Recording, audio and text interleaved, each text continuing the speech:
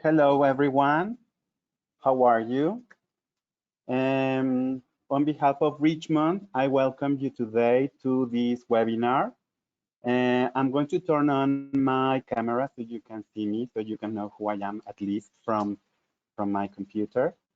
And then we'll get started, right? So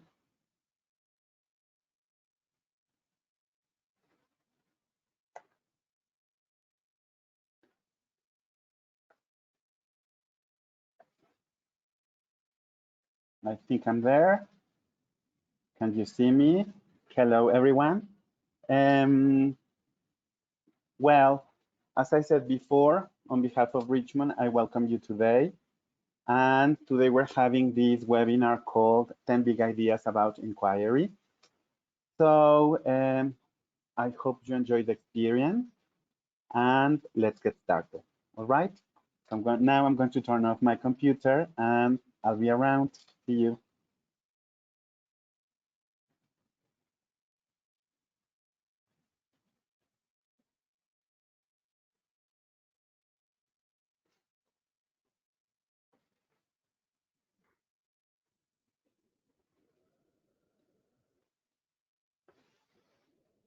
So before we start, let me tell you that all your microphones will be muted during the entire session in order to avoid distortion and to avoid strange noises. Of course, I'm going to invite you to please write your questions in the chat, and I'll be going through them during the webinar.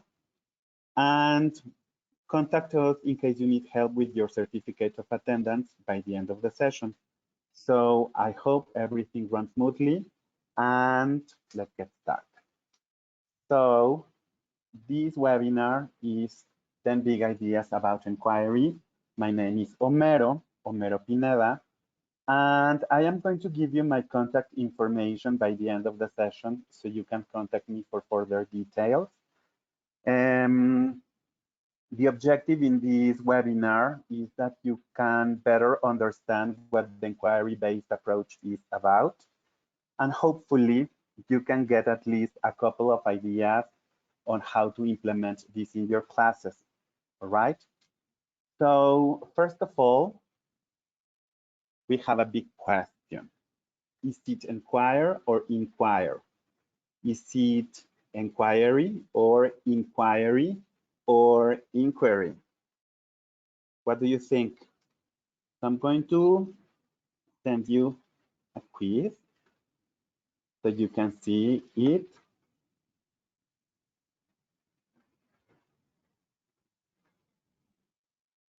Okay, there we are. The quiz is open, so please select your answer. Is it inquire? Is it inquire? Is it both? Is it I don't know? Please select your answer. With Baby Jesus, we have 270 people enrolled. So nearly half the participants have voted. So let's wait for a moment to get more of your answers. Now it's nearly the 60% of people voting. That's wonderful. You're a wonderful audience. I love your participation already.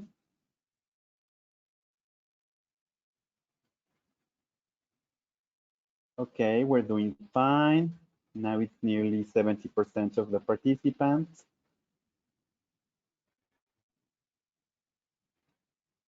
Okay, I think just a few more seconds and then I close this question in order to see what are your answers. Okay.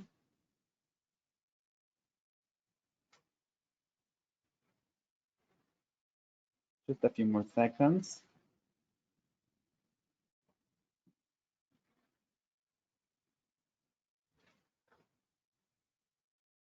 Okay, we're nearly there.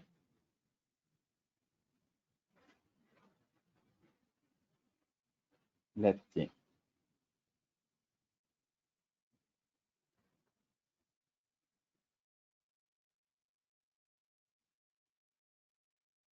Okay, I'm going to close it now. And then I'm going to share the results. Okay. So the results are these ones. 11% of the participants say the right word is inquire. 48% of the participants say the right word is inquire. Some people, 34% of the participants say it's both, and 7% of the people in the webinar say they don't know. Well, let me tell you something. This is not rocket science. I'm coming back to the presentation. I'm going to hide the results. Now you are taking a look at my chart. And let me tell you that the traditional distinction between the verbs enquire and inquire is that enquire is to be used for general senses of ask, while inquire is reserved for the uses meaning make formal investigation. In practice, however, enquire and the associated noun enquiry are more common in British English, while inquire and the noun inquiry are most common in American English. But otherwise, there is little discernible distinction in the way these words are used. So they are basically the same. And this is the moment for me to tell you that I already put in the webinar 4 handouts that you can download so you can get some of the information I am about to present. So please download them and have them ready because we are going to take a look at them in a moment. All right. So now that we have started with these words, enquire or inquire, let's talk about terminology. Okay. This is the first big idea about inquiry, and we need to be familiarized with specific terminology. So we're going to find out two verbs, investigate and inquire. So investigate in general terms is to observe or study by close examination. It is also to make a systematic examination. And inquire is to put a question or seek for information by questioning or to ask about. So even though in a dictionary there is no big difference between these two verbs, when we're talking about the inquiry-based approach, there is a difference between these two concepts. In the inquiry-based approach, inquiry is a structured process that helps students construct meaning and understand the world. And it is inquiry that is also constructivism at the same time. While investigation is just finding information and doing research. Investigation in the inquiry-based process is one step in the process you need to follow to reach your conclusions. So I'm going to give you an example. Let's take the discovery of America. And here I am going to pose some questions. When was it discovered? Who was it discovered by? What are the names of the ships that came to America? These are just questions that are going to be presented with facts. I am just gathering facts. So this is an investigation about a topic to find facts related to it. The investigation or the inquiry doesn't go any further. And if I take the same concept and I take the concepts of exploration and discovery, then I am going to come up with a big idea that the exploration leads to discovery.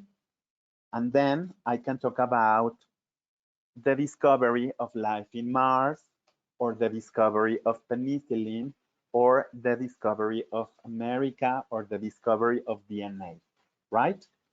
So here, this is an inquiry about understanding concepts rather than just gathering information, all right? So this was the first big idea. And now we are going to be talking about something called the KWL chart, okay? If you download handout number 1, you are going to see this. You're going to see that the KWL chart is a 3-step process of inquiry, and we normally use this graphic organizer, okay? In this graphic organizer, I have the title, KWL chart, then I have a space to write down the topic I am doing an inquiry about.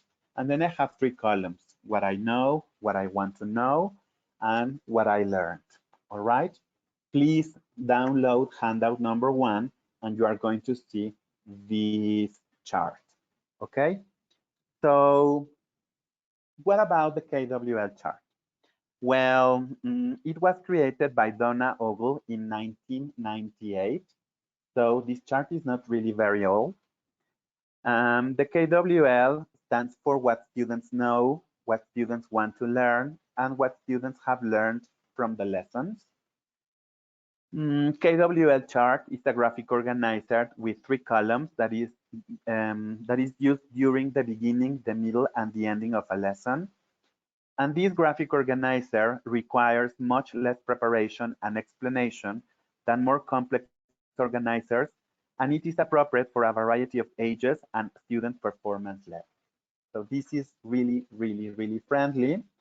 And let's talk about the benefits of the KWL chart at the beginning of a lesson. All right. So first of all, this is to activate students' background knowledge and get students thinking about what they already know about the topic to get them ready to connect prior knowledge to new learning. It's helpful to establish the purpose for the lesson or unit and set the goals for the learning, letting students know what to anticipate from the lesson. And it's important to use them to engage students in asking questions about the new content and pique their curiosity, giving them chance to share their questions with one another. What happens with the benefits of the KWL chart during the lesson? Well, students recognize that the lesson is answering their questions. These answers can be written down as soon as they learn them. Students can keep track of their learning by seeing that they have unanswered questions to follow up on. And students may add new questions that pop up during the learning as they deepen their understanding on the new concept. So that's why these are useful. And then what are the benefits of the KWL chart when closing the lesson? Well, students can use the KWL chart to summarize their learning using simple, easily expressed ideas. Students can compare their takeaway learning to their classmates and add ideas that they left out to make a more comprehensive list. Teachers can use KWL charts to review the day's learning before changing topics. And this is a way to scaffold learning for students who process new information more slowly and to make sure they have high quality of lists. They have a high quality list of important points from the lesson. And then teachers can use KWL charts as informal assessment to determine whether students really got it and how to modify their instructional approach for the students who struggle with the new content. And obviously, students can use KWL charts as a study guide for unit exams, right? So these are the benefits of the KWL chart. Please download the handout number 1 where you can see an example of it. And now I'm going to show you how this happens in a classroom. As you can see, we only need craft paper or bond paper. We need markers. We need Post-its. There is no rocket science behind doing this in your classes. You can use your bulletin board. And this is a nice way to use the space in your class and have knowledge available. You can have these KWL charts as living things in your class, okay? Well, that's all about KWL charts. And then the third big idea is constructivism. We cannot talk about the inquiry-based approach without knowing the ABC of constructivism. And constructivism, first of all, is a theory of learning based on the idea that knowledge is constructed by the knower based on mental activity. Learners are considered to be active organisms seeking meaning. Constructivism is founded on the premise that by reflecting on our experiences, we construct our own understanding of the world consciously we live in. Each of us generates our own rules and mental models, which we use to make sense of our experiences. And learning, therefore, is simply the process of adjusting our mental models to accommodate new experiences. Okay? So what are the guiding principles behind constructivism? First of all, knowledge is constructed, not transmitted. Prior knowledge impacts the learning process always. Initial understanding is local, not global. And building useful knowledge structures require effortful and purposeful activity. All right? So, in conclusion, recent research has shown that knowledge is not constructed. What is constructed is the meaning you make of the world. All right? So that was the end of my third point. My fourth big idea today is differentiated instruction. And if you want to have the information regarding this particular section, please download handout number 2. In handout number 2, you are going to see the details I am going to explain in this moment. So differentiated instruction is about differentiation in the class. And what is this? At its most basic level, differentiation consists of the efforts of the teachers to respond to variance among the learners in the classroom. So whenever a teacher reaches out to an individual or small group to vary his or her teaching in order to create the best learning experience possible, that teacher is doing differentiated instruction. Differentiation happens regarding some elements in the classroom like student readiness or interest or the learning profile. And whenever you vary or modify the content in your class or the process of delivery, or you allow students to come up with different products, and you have these modifications in the learning environment, you are doing differentiated instruction. What's this? Content is what the student needs to learn or how the students will get access to the information. The process is about the activities in which the students engage in order to make sense or master the content. Products are about culminating projects that ask students to rehearse, apply, and extend what he or she has learned in a unit. And the learning environment is the way the classroom works and feels, right? So consider any of these 4 aspects and you'll be doing differentiated instruction. Then let's talk about the inquiry-based approach itself. This is the 5th big idea about inquiry. And what is inquiry-based learning? Inquiry-based learning is an approach to learning that emphasizes the student's role in the learning process.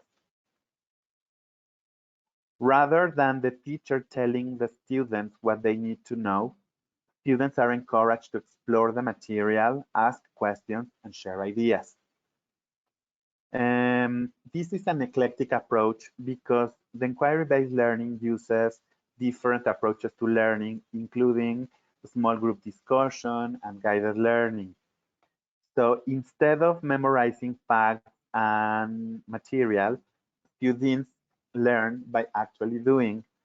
And this allows them to build knowledge through exploration, experience, and discussion. All right? So what is the experience from the students and the teacher's points of view? From a teacher's point of view, the inquiry-based teaching focuses on moving students beyond general curiosity into the realm of critical thinking and understanding.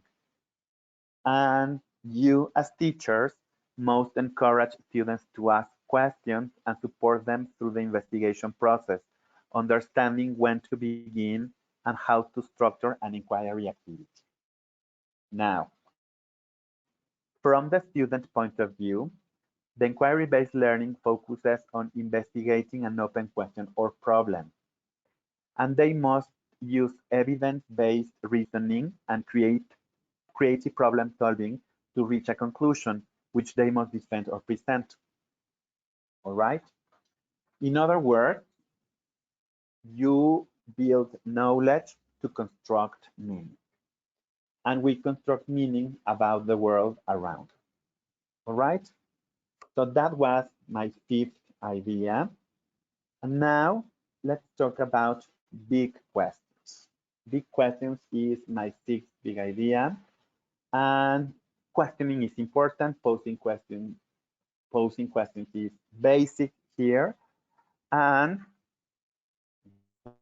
why are questions so important in the inquiry-based approach, in the inquiry-based process? Because depending on the question you pose, that answer might lead you to a complex inquiry or not. So first of all, we need to know what kind of questions we know and what kind of questions we normally use in the classroom. First of all, we have yes/no questions. And yes/no questions are very simple, are like, are you hungry? Is it cold outside? Do you like sugar? And the answer here is just yes or no, and that's all about it. The second type of questions we have are open-ended questions. For example, what is your best quality? Where did you go to college? What is your star sign? And even though the answer is not yes nor no, the answer doesn't go beyond a word or a couple of words. We cannot really go any further there. So the questions that might be useful in the inquiry-based approach are the WH questions. For example, what do you think about politics in your country? How do you make lasagna? Or why do you think the independent movement in your country happened? Right? These are questions that are going to have complex answers. And these are the ones that we might use in order to create a cycle of inquiry. I'll be talking about cycles of inquiry in a moment. But now that we know that WH questions are important, we need to know that there are different types of questions. There are questions about form, about function, about causation, about change, about connection, about perspective, about responsibility, about reflection. All the questions, all the WH questions can be classified in these 8 categories. So now I'm going to show you 8 questions. So what I'm going to ask you to do is that you match the proper question with the proper concept. I'll give you 1 minute to do the matching, and then I'll show you the official answers, all right? And while you do this, I'm going to check your answer. I'm going to check your questions in the chat. So you do this matching thing, and I'll go and check your questions, okay? Hi, there you are.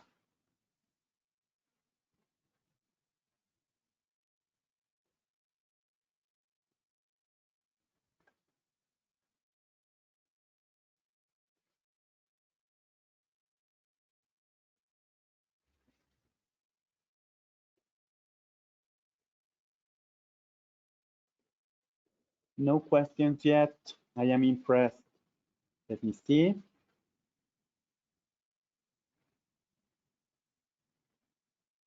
No questions yet. You are amazing. So just a few more seconds for you to do the matching, and then I'll show you the official answers. Okay?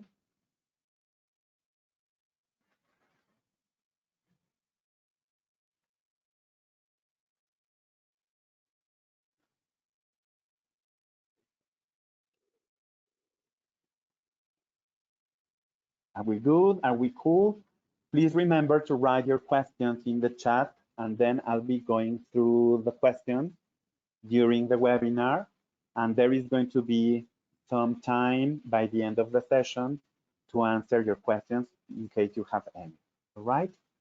So, are we doing good? I am just about to show you the official answer.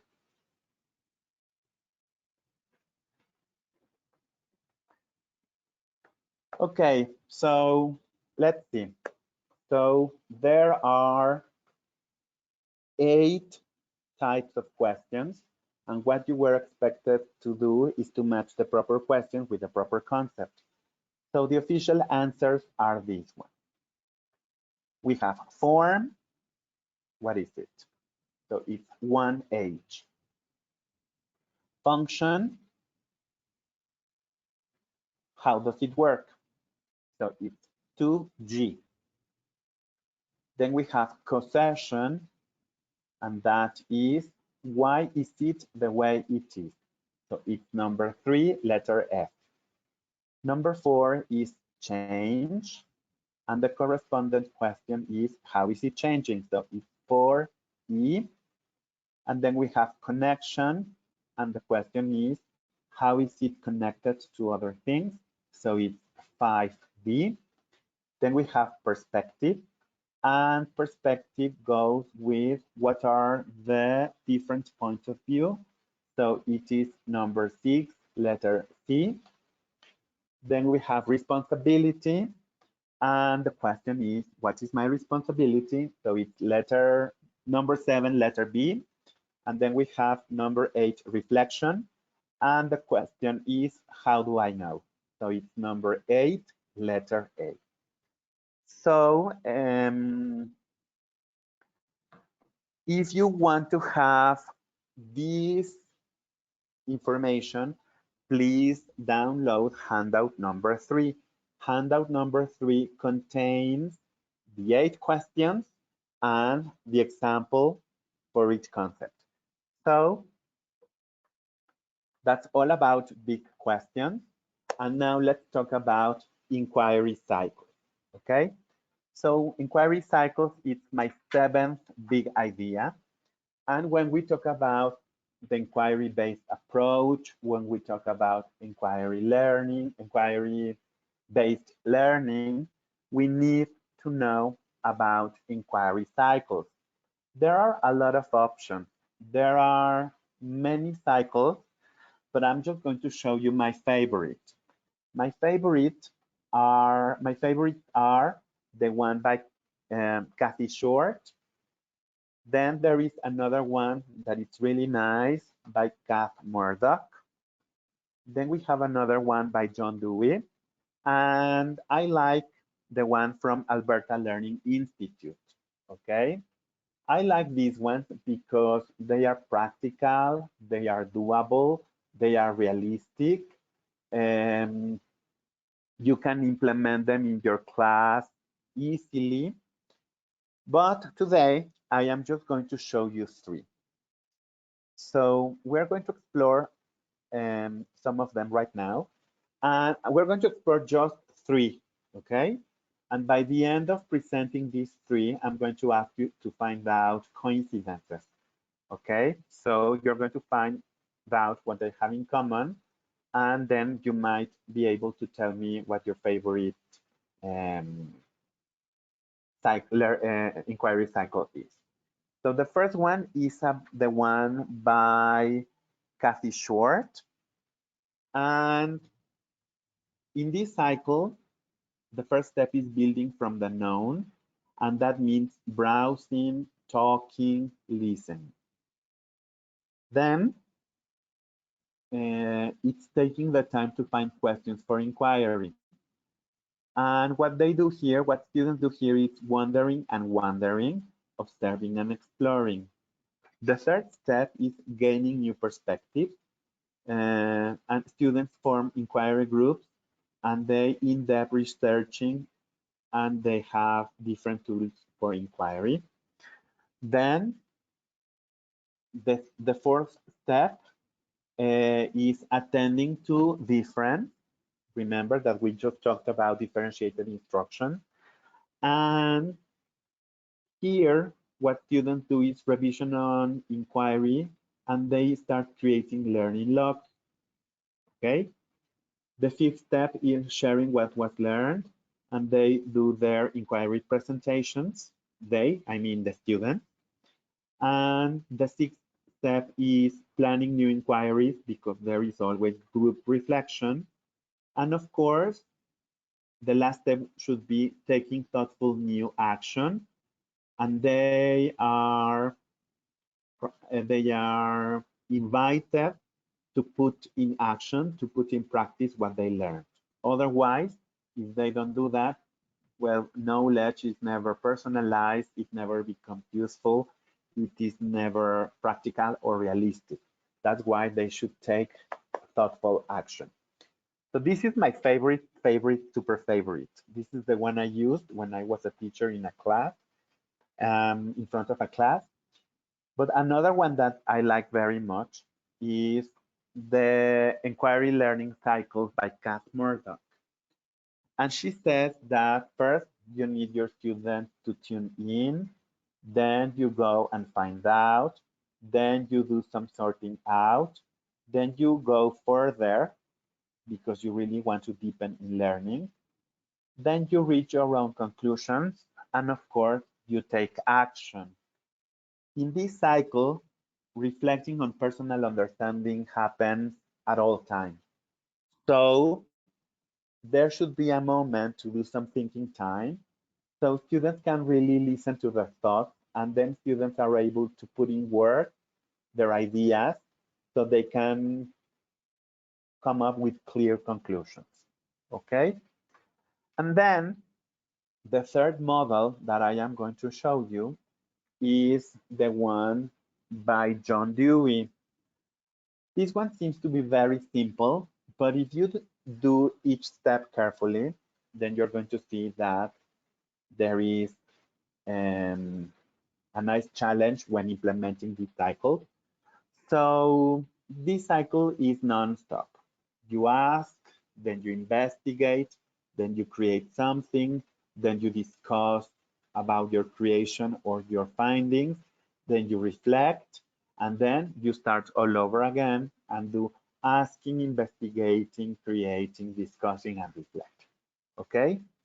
So please, if you download handout number 4, in handout number 4, you are going to see these 3 models, the one by Kathy Short, the one by Kath Murdoch, and the one by John Dewey. So now I'm going to give you 1 minute. I'm going to give you some time for you to take a look at them. And then I'm going to ask you to tell me in the chat, what are your findings? What do they have in common? What do they have different? Maybe you can tell me what the one you like the most, all right? And while you do this mini activity, I will go to the chat and see if there are any questions, okay? So I'll be here. Please do your thing and I'll let you concentrate.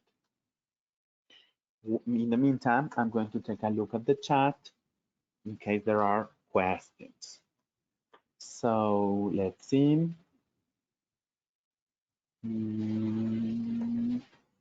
No question, sweet baby Jesus.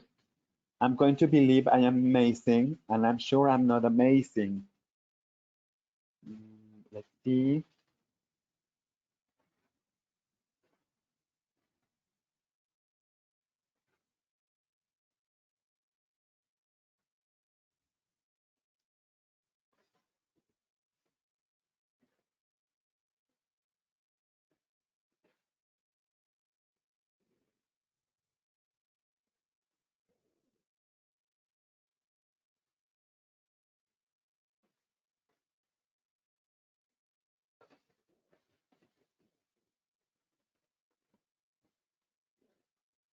Okay, now I can see some of your questions.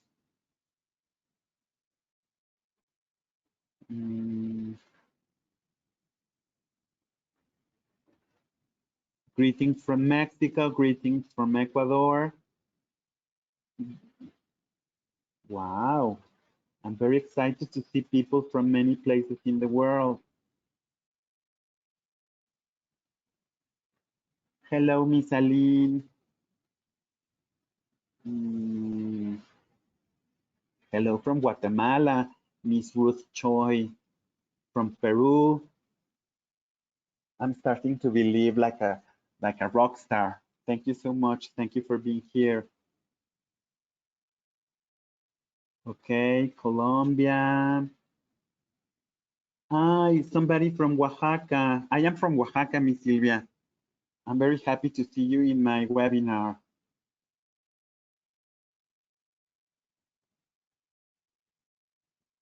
Honduras. Wow.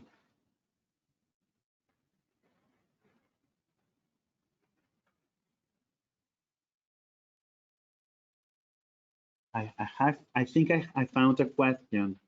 We use a KWL chart. The teacher stands for how long they learn. The student reflect. That's an opinion. You're right, Miss Sandra. That's the way you should use a KWL chart.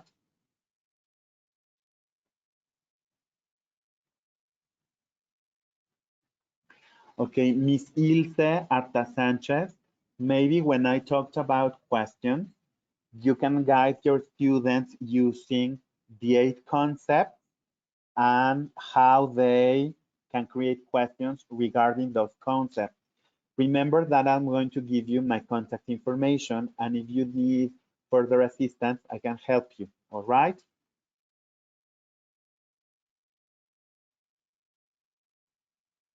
All the people that have questions about the questions, you can contact me in my email, and then I can send you this information and some other pieces of articles that I found, so you can have a clear idea about this.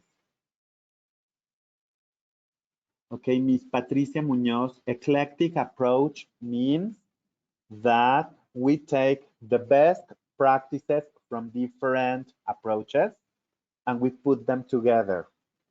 So we take the best from different sources because they are practices with good results.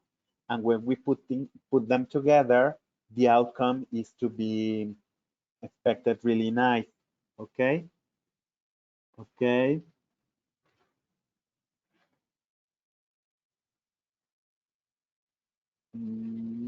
Okay. You all wrote your answers about the question.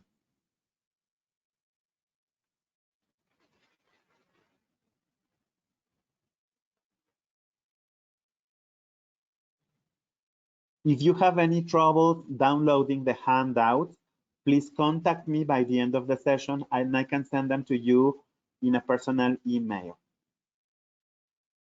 All right, I think we're doing fine. So let's talk about the 3 models and let's see what are your findings. What do they have in common? Which one did you like the most? Some of your comments are, okay, they can be linked to Bloom's taxonomy, of course. John Dewey's is more simple and more direct. It's nice to follow a pattern when they ask, investigate, create, and discuss by Teresa Galindo. Of course, Charles Edwin Izaguirre. When you use the KWL chart, in order to complete every section, you can use the inquiry cycle. And as soon as they investigate and come up with a conclusion, you register that conclusion in what I learned, for example.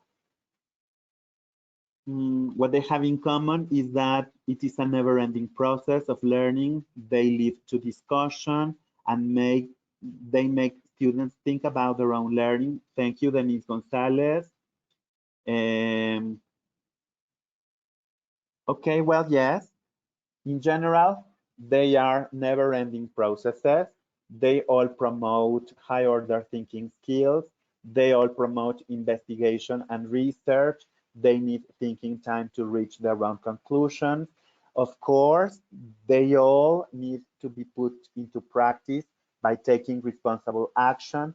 So yes, most of your comments are really accurate, and I love that you are participating a lot. I was complaining that there were no comments, but now I have comments from 380 people, 382 people. They all promote student-centered learning. Yes, of course, Maria Elisa Redondo. The one that you like the most is Kathy Short, Carlos Mina. That's my favorite too. That's the one I used when I worked in an IBO school. Well, thank you so much. I think most of your comments are accurate, and I love your participation. So just remember that if you have troubles downloading the handout, you can contact me. And if you really want more guidance regarding how to make big questions or how to adapt this to young learners, you can contact me and I can help you there, of course. Thank you so much, Ermila. I love that you love my presentation. I am very excited and I feel like a rock star because I have more than 380 people and I have people from many countries. So now I know how Leonardo DiCaprio feels. Thank you so much. So let's continue with the presentation. And now we are going to, we have already seen what they have in common. So now I am going to be talking about my 8 big idea. And my 8 big idea is Lynn Erickson, Structure of Knowledge. This is the most accurate author. I love what this author has presented. And he says he created a pyramid where he explains how the knowledge is constructed, is built, is formed. So this is his pyramid. And he says that we can do some research and collect facts. And collecting facts is not, it doesn't mean it's not important. It's important to know facts, but facts change by the day. The world changes, information changes. So if you just collect facts and you don't get the tools or the skills or the competence to go beyond, then at some point, just collecting facts will become obsolete. So when you put together a lot of facts, then you are able to create topics to discuss topics. And when you put together these topics, you are able to construct concepts. So when you put together some concepts, then you create principal generalizations. And when you put these generalizations together, you are able to create theory. So the idea, teachers are expected to take their kids to the highest peak in this pyramid, okay?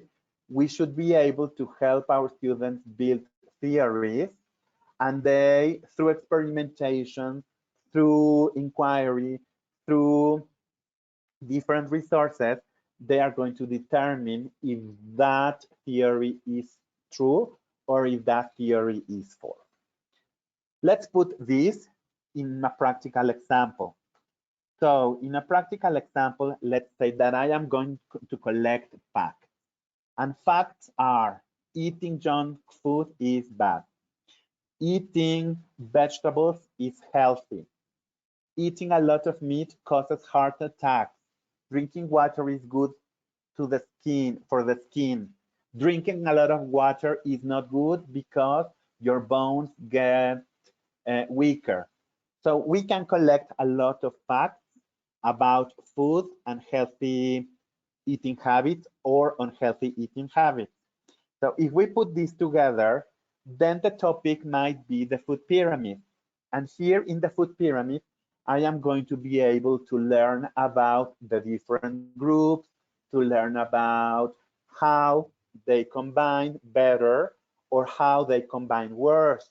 Then maybe I'll be able to learn about carbohydrates and complex carbohydrates, you see? So after this, if we put many topics together, the concepts I'll be dealing with are going to be diet, our nutrition. So as you can see, we're going to a wider and broader scenario. So then we can create generalizations. For example, eating habits have an impact in your life.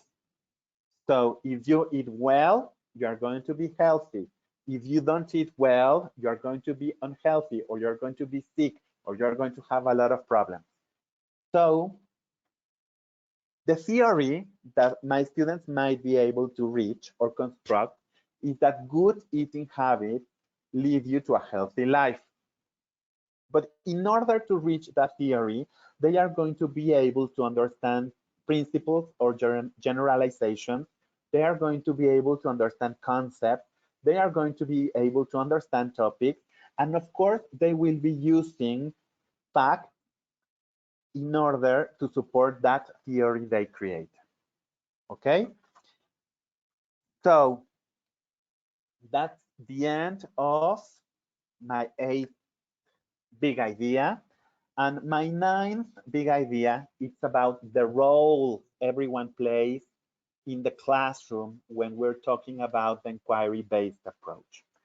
And these roles are very simple. We are not going to discover something new in education. This is not a turning point in education, but it's important to remember what each participant should do. So here, I'm going to show you that inquiry is student-centered and not teacher-centered. It means that students should be actively involved in all the process from the beginning till the end. And when you believe it's the end, you need to be ready to make connections in order to engage with the next topic or the next inquiry line or the next unit. All right? The teacher there is just a guide. So in this process, students are actively involved in the learning process because they are constructing meaning. Teachers are merely facilitators. Sometimes it's very hard to let things go. Sometimes it's very difficult for us just to be monitoring and observing because we want to be there, we want to be doing things, and we don't want to lose control. But in this approach, you have to breathe deeply and you have to let things go because at the beginning, you are going to be there. It's going to be hard to train your students to work on their own. But once you accomplish that, you're going to see that everything in your classroom will run smoothly and you're just going to be monitoring because they are going to be active, independent learners. Then the teacher in an inquiry classroom is not sage of the stage or guide on the side, but meddler in the middle. And this phrase pretty much summarizes everything I just said, okay? You just have to be there. You just have to be attentive. You should be able to offer help when needed. And students should be the ones that are actually doing the things because in theory, we are following the inquiry lines they created, okay? So the teacher in this approach must be a co-learner, not just a monitor or an observer. Sometimes students may come up with questions and we don't know the answer. So here it's 100% correct and it is super valid to say, I don't know, let's do it together. I have no idea, let's find it together. Well, I am clueless, why don't you tell me? Or, wow, I really don't know, but what do you suggest in order for us to find out? okay? So here, the teacher is not an authority. The teacher doesn't have the last words. The teacher is not, see, the teacher is not this person who knows everything and dictates what to do. No, no. This is a model that was left behind many centuries ago. Well, not centuries ago, but many decades ago, right? So we are just about to finish, and I am going to present my 10th big idea. And my 10th big idea is dancing to your own tune. Before I continue with this, let me check if you have any questions or any comments so far. Okay, let me see. Mm, hold on.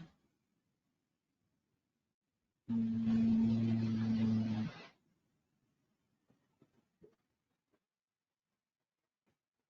okay, I think we're good. I was just checking. And last but not least, my 10th big idea is dancing to your own tune. And here we have to remember that all our students are unique. They are special and they have a lot of talent. They are full of imagination. So in a real inquiry process, the focus is on learning rather than teaching. Okay? Then every student is unique and every student learns at his or her own pace, sorry. And there are no unimportant things to inquire about. All students' questions and all students' wonderings are worth exploring in order to learn and make sense of the world, right? So now I'm going to do a wrap up, and the wrap up is 10 big ideas about inquiry.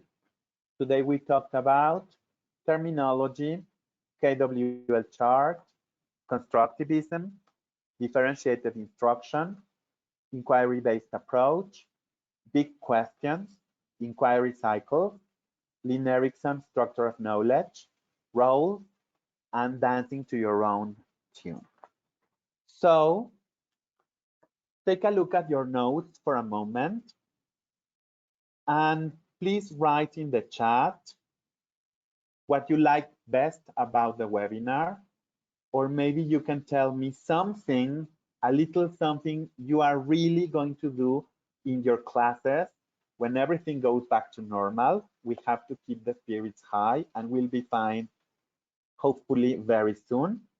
So when everything goes back to normal and we go back to our classes and we see our beloved students, what do you think you are really going to do from today's session? Okay, I read you in the chat.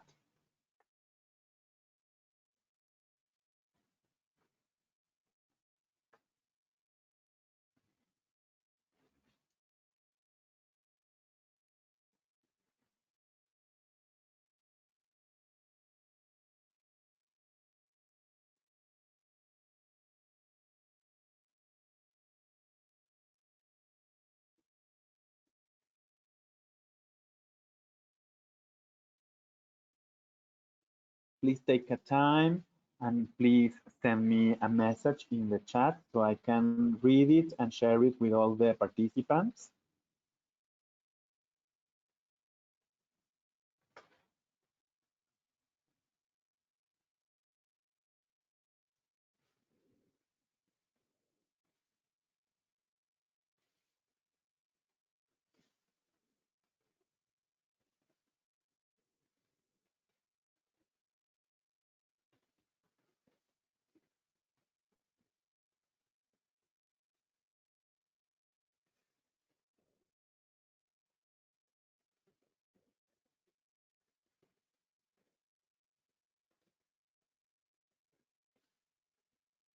Any comments, any questions?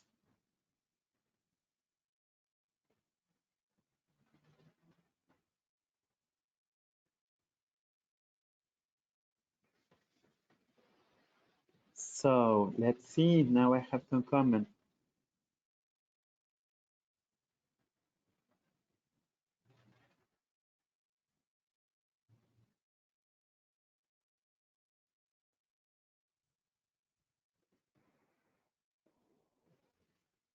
Let me, now I have a lot of comments.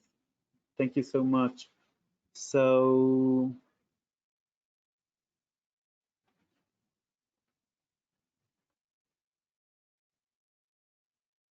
Ermila found the terminology interesting and useful. Laura Hill wants to apply the KWL chart with her pre-K students. Diana Fabiola Perez says she likes big questions and she wants she found everything really practical. Thank you so much. Ruben said this is very interesting. Emma Elliott says that once we finish this trench period, there will be a lot of questions, and maybe having this approach will help your children reduce anxiety. Libertad Gamboa says that she loved Lynn Erickson's structure of knowledge. It was very illustrative. Yes, thank you so much. She had some of this information, but she didn't know how to apply it. I hope you find this useful. Claudia Agudelo, she said everything was clear. Sandra Cabrera is applying the KWL chart. Silvia Olivera is curious about inquiry and she's going to find out more on her own. That's lovely. Shomara says, thank you so much for your kind comments. She loved the inquiry cycles. Elizabeth Loana Montes loved the part regarding constructivism. She's going to apply it in her classes. Carla Cuanalo believes she'll improve her sessions with big questions and inquiry cycles. Kenya Rivera thinks this approach is going to help students be more involved. Thank you, Marcela, for your kind comment. She loves the KWL chart. Erika Eunice Long is going to use the KWL chart as well. And KWL chart for Carmen Verdugo as well. And the roles, that's very brave because first of all, you need to train your students and then you just have to let things happen. Okay. Thank you so much, Ruth Choi. Alison Sellan loved the questions.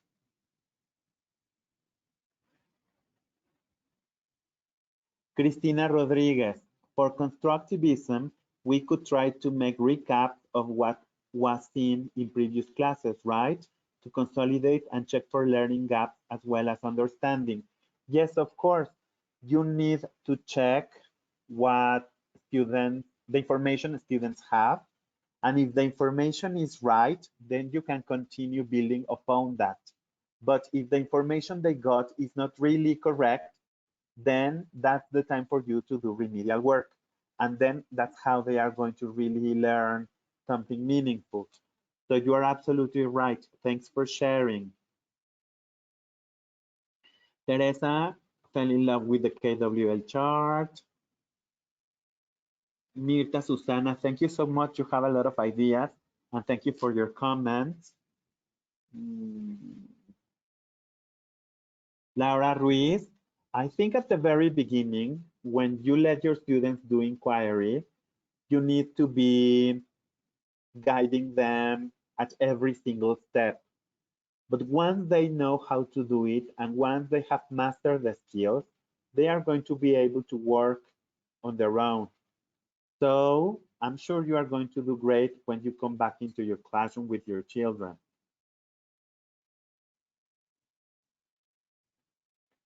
How can we use this complement with PBL? Asked Maria Elisa Maldonado Romero.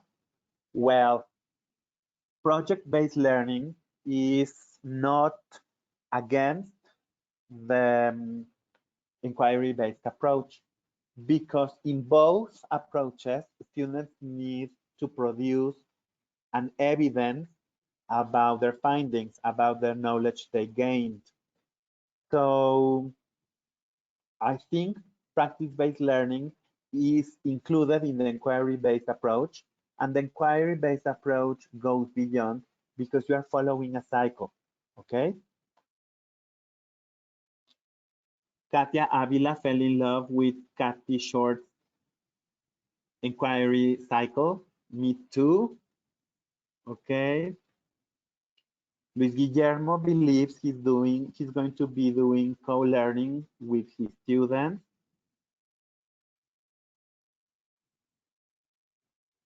Thank you, Lourdes, for your kind comment. Thank you so much.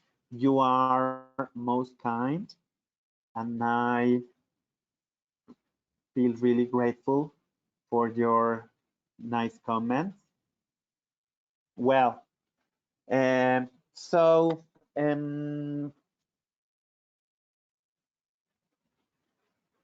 it's time for me to close the session. And I'm not going to say goodbye without presenting you with the last quote, with this quote, okay?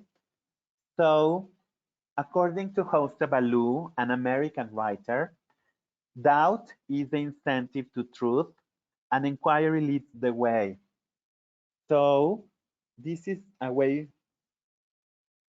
for me to tell you that you have a lot of power in your hands, and you have the possibility to develop your students' potential, okay?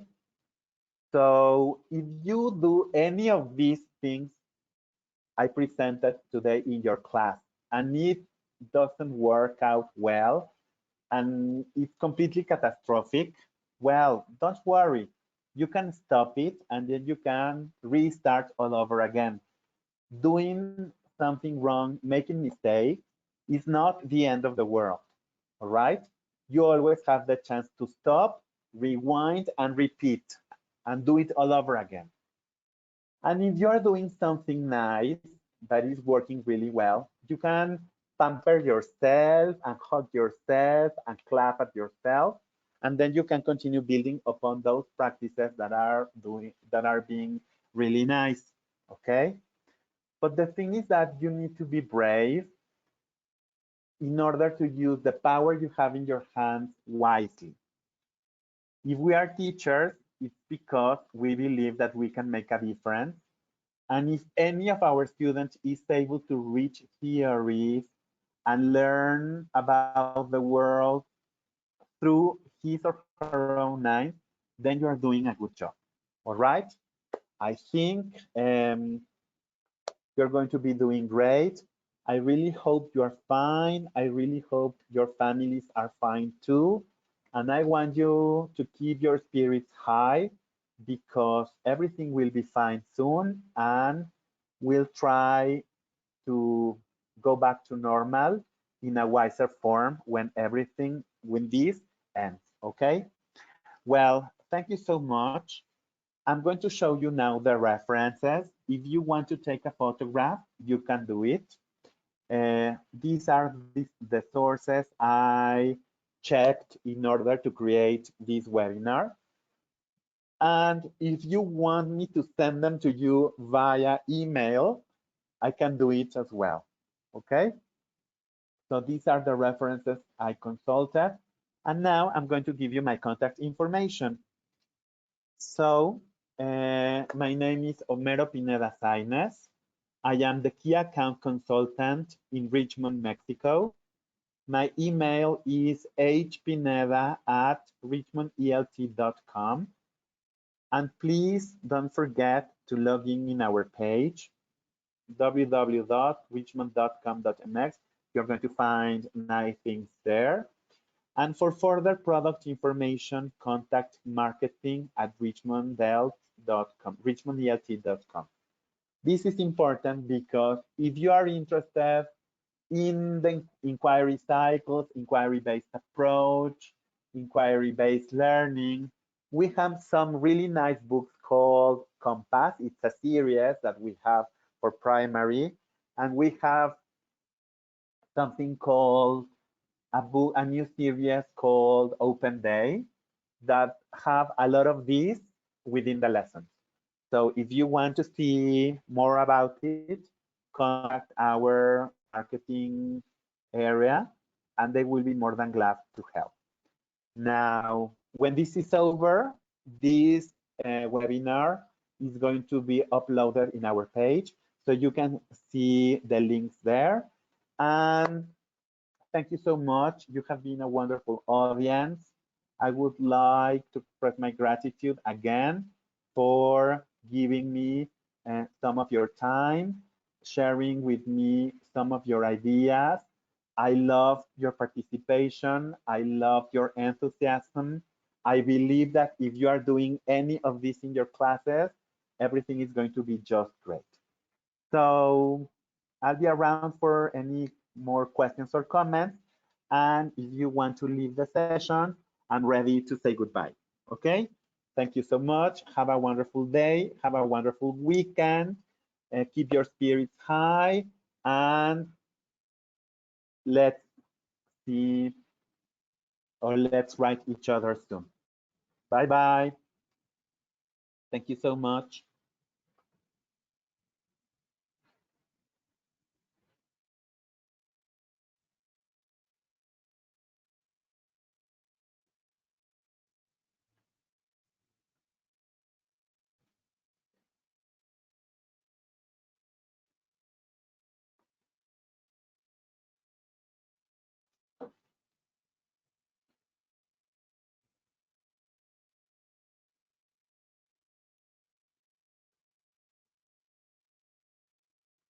Goodbye. Thank you so much. You are the kindest with your comments. Thank you so much. I hope everything is fine with you and your beloved ones. Thank you, thank you. You are kinder than I could have expected. Thank you so much. Thank you, thank you. Bye-bye.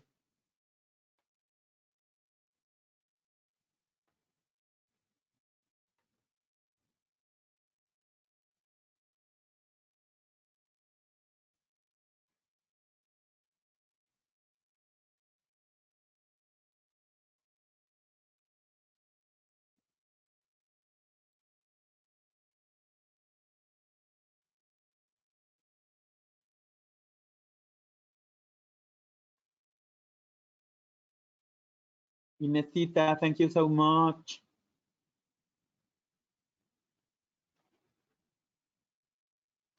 Sarai Munoz, if you are still there, and now I'm reading your question. You're asking which level is more appropriate for using the inquiry cycles. I have used inquiry cycles with very young learners and with children from primary and people from, well, teenagers from secondary.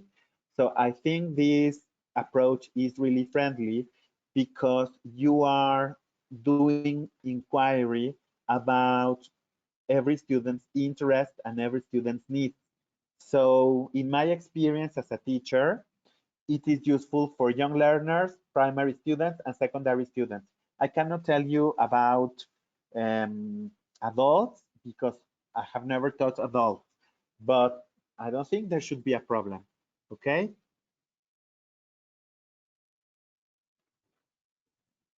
Monica Saraus, can you tell me one example when a teacher is the center and when the students would be the center? For example, if you are covering a topic from your book, and then you tell them that the cycle of water happens when water boils up to 100 degrees, and then you are just telling them the information. You are not letting your students find out. You are dictating something, okay? It's like a conference.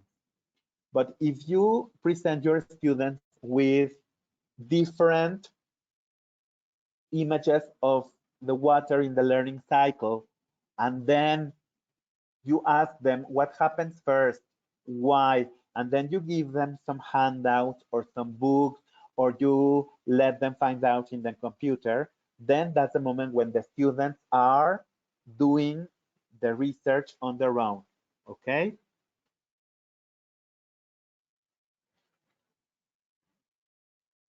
Thank you so much. Thank you, everyone. I am taking a look at some of your questions and comments.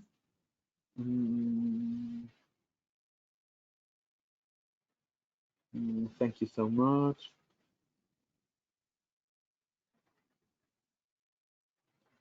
Perla Roldan, if you change roles in your class more frequently, I think you're going to be doing great.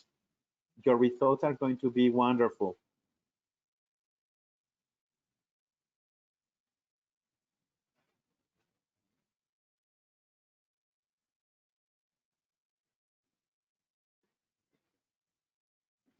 Thank you so much.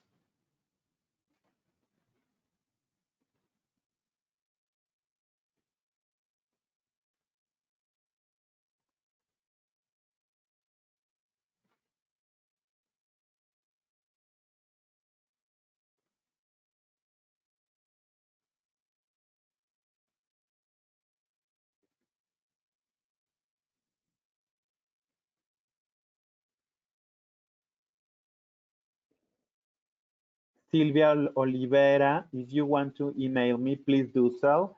I will be more than glad to help.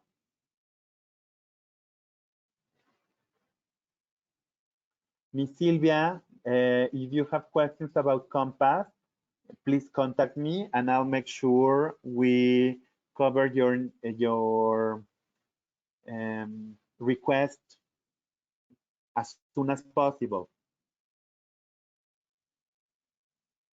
Thank you, Yaneli Solano.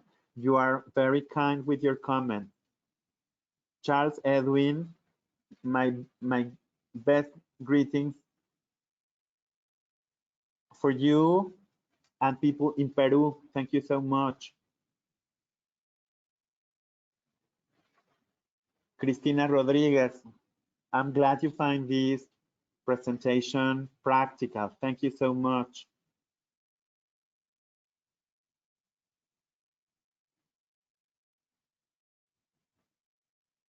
Bye-bye, everyone. I'm going to be here until everyone leaves the room. Remember, you have to leave the room so I can close the session. Thank you.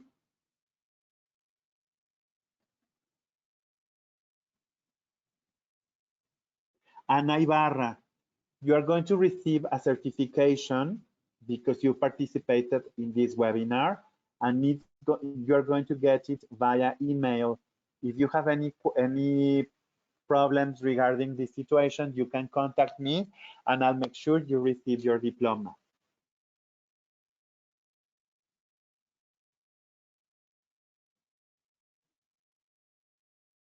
Goodbye, teachers from Ecuador, and goodbye, teachers from Colombia. Thank you so much. I feel like a rock star with all of you from different countries here. Thank you.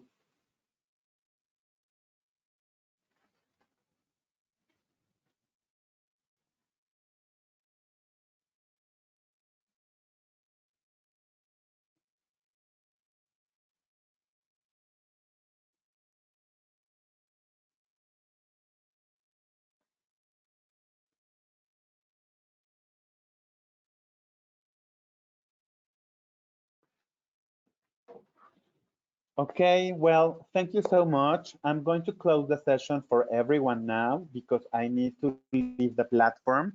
I believe somebody else is going to use it, and I cannot keep it for myself. But thank you so much. You've been a wonderful audience. Thank you so much for your participation and enthusiasm. And I hope you're fine, and I hope your families are fine too. and don't forget to keep your spirits high. See you. Bye-bye.